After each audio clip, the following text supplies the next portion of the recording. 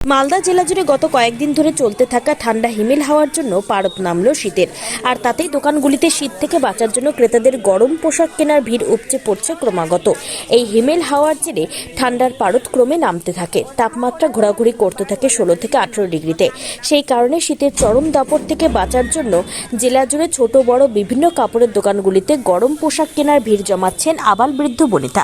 মালদা শহরে শীতবস্ত্রের বাজার বলতে বাঁধ রোডের ধারে হিমালয়ান টিবেটিয়ান উলেন মার্কেটে গিয়ে দেখা গেল আবাল বৃদ্ধ বনিতা পাল্লা দিয়ে দামি থেকে শুরু করে কম দামি অবধি শীতের শাল, চাদর, পশমের জ্যাকেট, সোয়েটার, মাফলার, ঠান্ডা থেকে বাঁচার জন্য মাঙ্কি টুপি থেকে শুরু করে সমস্ত কিছু কিনতে ব্যস্ত হয়ে উঠেছেন। হাওয়া অফিসের সূত্রে জানা গিয়েছে এবারের শীত সবচেয়ে বেশি রেকর্ড করতে পারে। আর এই খবর জানতে পেরে সবাই গতানুগতিকভাবে দোকানগুলিতে ভিড় করছেন। তাই তো গরম পোশাক বিক্রি করতে হিমশিম খাচ্ছেন দোকান মালিক থেকে শুরু করে কর্মচারীরা। কেউ বলছেন গত কয়েকদিনে হিমেল হাওয়াতে যে ঠান্ডা পড়তে শুরু করেছে তাতে গরম পোশাকের বিক্রি বেশ জমে উঠেছে। আবার অনেক দোকানে ভিড় খুবই কম। যেমন দেখা গেল মালদা টাউন হলের সামনে শীতবস্ত্র ব্যবসায়ী সমিতির দোকানগুলিতে ভিড় অনেকটাই কম। শীতবস্ত্র ব্যবসায়ী সমিতির সম্পাদক গণেশ দেবনাথ জানান, শীত পড়েছে ঠিকই, কিন্তু ব্যবসা সেরকমভাবে বাড়েনি। গড়ে প্রতিদিনের বিক্রয় 5 থেকে 10 হাজার টাকার মধ্যে থাকছে।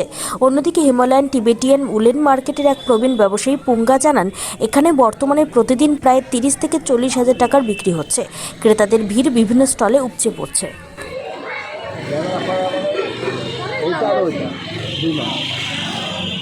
আমাদের ব্যবসা ঠিক আছে, মানে মোটামুটি আপনাদের ডেইলি অ্যাভারেজ সেল কেমন চলছে?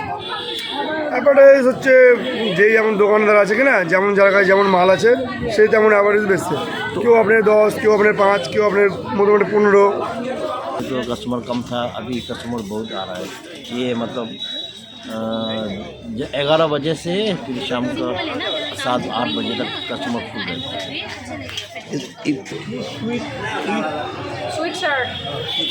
তো এই যে গোটা পরিবার নিয়ে দোকানে এসছেন, তো বাজার অন্যান্য বাজার থেকে এটা কি সস্তা বলে মনে হচ্ছে?